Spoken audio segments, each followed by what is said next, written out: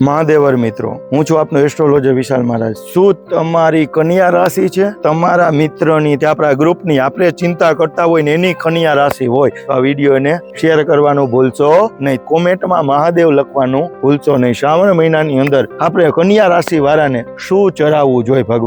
ભગવાનને દૂધ અને મધ ચડાવવું જોઈએ। કયું ફ્રૂટ ચડાવવું જોઈએ ભગવાનને? તો જમરૂક નામનું ફ્રૂટ ધરાવવું જોઈએ। તમારે ભગવાનને કયું પુષ્પ ધરાવવું જોઈએ? ચંપા નામનું પુષ્પ ભગવાનને ધરાવવું જોઈએ। ભગવાનને કયું અનાજ ચડાવવું જોઈએ? તો મગ ધરાવવું જોઈએ। ભગવાનને કયો ભોગ લગાડવો જોઈએ? તો મગની આઈટમની વસ્તુનો બનાવેલો ભોગ લગાવવાનો।